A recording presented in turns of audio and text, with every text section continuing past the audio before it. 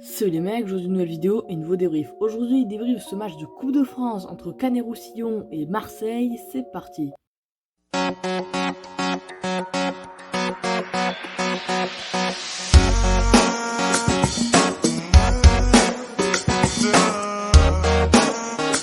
Bon, un match qui s'annonçait en théorie facile pour l'OM, parce que sur le papier, ils étaient largement supérieurs à cette équipe de Canet qui évolue en amateur. Donc voilà, logiquement, ça devait être une victoire facile pour les Marseillais. Et finalement, pas du tout. Mais avant de passer au contenu du match, les gars, on va énoncer les compositions. Déjà, au goal, on a Graves du côté de Canet. C'est un 4-4-2 d'ailleurs du côté de Canet-Roussillon. Martin, Vier, Diarra et Bas pour la défense tout simplement. Posteraro en milieu droit. Gasparotto en milieu gauche. Wadoudi et Liboi pour les milieux centraux. Baye, Pioton pour les buteurs. Et du côté marseillais, on a Yoann Pelé dans les cages, puisque les Marseillais ont préféré tourner et ne pas mettre Steve Mandanda. Paul Lirola en latéral droit, Nagatomo en latéral gauche, Chetachar et Alvaro pour la défense centrale, Camara en 6, Encham, Gay pour les milieux de terrain, Payet en 10 et en attaque nous avons Milik et Germain. Pour les temps de jeu de ce match, c'est très simple. L'OM devait gagner clairement pour se mettre en confiance, pour se remettre en confiance après la dure période que les Phocéens vivent tout simplement. Et du côté de Canet, ils devaient créer l'exploit et jouer le match de leur vie. Bon les gars, maintenant on va commencer le débrief de ce match. Déjà les gars, il y a beaucoup de choses à dire déjà dans cette première mi-temps. Canet a été très bon, mais très bon vraiment. Ils étaient là, ils ont, je pense, dominé les Marseillais dans cette première période. Déjà, ils vont avoir une très grosse occasion avec Pioton qui va être dans la surface, qui peut frapper. Malheureusement, en fait, le ballon va toucher sa main. Dommage pour lui, ça aurait pu permettre une grosse occasion pour Canet-Roussillon. Ensuite, l'OM va quand même essayer de réagir avec Nagatomo en latéral à gauche, du coup sur le flanc gauche, qui va pouvoir déborder, essayer de centrer, mais un tacle superbe de Bas va empêcher ce fameux centre du japonais. Aussi à un moment on a un centre tête de Milik, le ballon allait au fond des filets, mais ça va être contré par un défenseur de Canet-Roussillon qui permet donc de garder le score à 0 tout simplement. Paul Lirola aussi, les gars, dans cette première période, je l'ai trouvé vraiment pas bon. Clairement, Paul Lirola, il ratait des passes faciles, il les ratait. Vraiment, on voyait qu'il n'était pas dans le jeu, il n'était pas là, vraiment.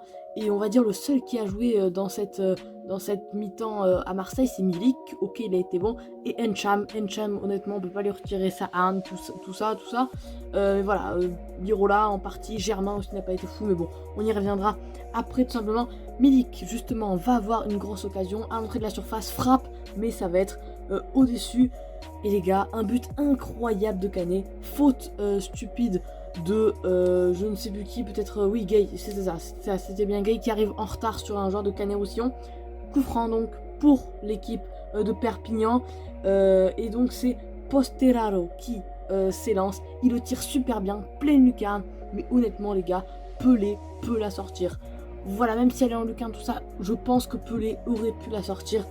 Malheureusement, voilà, il ne la sort pas. Pelé aussi, qui a vraiment pas été fou sur cette première période. Voilà, il y a des ballons, il pouvait les arrêter. Il est pas très bon dans ses sorties.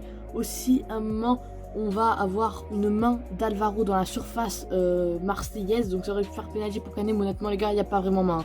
Clairement, elle est là. Franchement, il n'y a pas main. Et même pas. D'ailleurs, les gars, il n'y a pas là-bas en Coupe de France. Donc voilà. Et les gars, une action énorme pour Canet qui va peut-être leur permettre de mettre le 2-0 avec une frappe sur la barre. Et du coup, dommage pour eux, ça ne leur permet pas de breaker juste avant la mi-temps. Mais en revanche, Marseille va en profiter avec Germain qui va enfin faire un truc bien, parce que franchement, il était vraiment pas fou. Il est à droite, il centre, Milik coupe au premier poteau de la tête et marque un but superbe de la tête. Voilà, vraiment un but d'attaquant, et on sent que Milik a de l'expérience et apporte vraiment son jeu, et on sent qu'il pèse surtout sur la défense et qu'il est super important dans cette équipe de l'Olympique de Marseille, et que c'est une superbe recrue, et il marque un but donc très important. Coup franc à venir quand même pour Canet qui malgré ce but encaissé restent haut et les Marseillais au contraire restent bas, enfin reviennent bas. Et c'est vraiment dommage pour eux parce que quand tu marques un but contre Canet, maintenant, faut essayer d'aller planter ce deuxième but. Mais voilà, il reste là. Donc coup franc pour Canet, tête de Diarra, le défenseur central était monté, mais ça passe juste à côté. Marseille, donc comme je vous l'ai dit, recule, mais va quand même avoir une contre-attaque. Payet est tout seul dans la surface, essaye de passer, faute d'un joueur de Canet, mais l'arbitre ne siffle pas penalty. Il n'y a pas de VAR en Coupe de France et donc malheureusement pour l'Olympique de Marseille ça aurait pu faire penalty. Honnêtement les gars, en étant en toute objectivité, il y avait penalty sur Dimitri Payet et ça aurait pu permettre aux Olympiens de marquer un but juste avant la mi-temps à la 45e minute de jeu. Mais bon, après est-ce qu'ils le méritaient vraiment vu leur match? Je ne pense pas. Et les gars, en seconde période, ça va être la même chose. Hein. Bon, je vais pas vous cacher, Marseille n'a pas été autant dominé qu'en première période.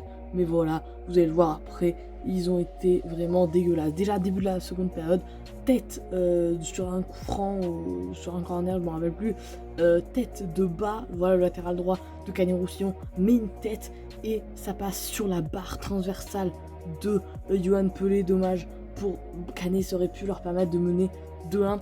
Une grosse occasion aussi pour l'Olympique de Marseille. Sakai se présente face au but et Sakai fait une frappe, mais nul.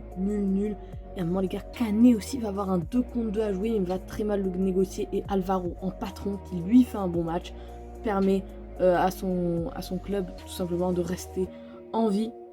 Et les gars, vers la 71e, 112e minute de jeu, balle en profondeur de Posteraro, voilà, qui fait un match superbe, hein. Le milieu droit qui est incroyable, passe décisive, but en lucarne, incroyable les gars, sur Baye se présente face au gardien, frappe, Pelé fait une sortie nulle et Baye vient marquer le but du 2-1.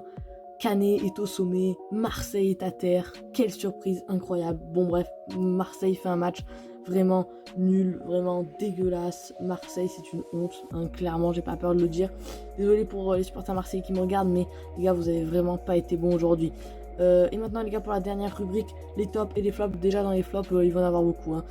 Déjà Germain, clairement, même s'il a fait une passe décisive à Benedetto, tout ça, bon il a été nul. Nagatomo évidemment, Pelé. Il y a Lirola, hein, évidemment, qui a vraiment pas été bon. Et à mon avis c'est tout. Et du côté des tops, Milik j'ai trouvé très bon, Encham aussi. Et du côté de Canet-Roussillon, d'ailleurs le gardien a pas été fou du côté de Canet-Roussillon, mais je vais pas le mettre parce que quand même, qu'il mérite pas de le mettre. Il y a aucun joueur de Canet-Roussillon qui mérite d'être dans les flops. Et du côté des tops pour Canet-Roussillon, je vais mettre Baye puisqu'il a marqué, Posteraro aussi qui a été très bon. Diarra aussi était pas mal et bas. Bref voilà, je vais mettre la fin de cette vidéo, j'espère que vous aura plu. Et les gars, la seule chose que je viens de vous dire, c'est salut.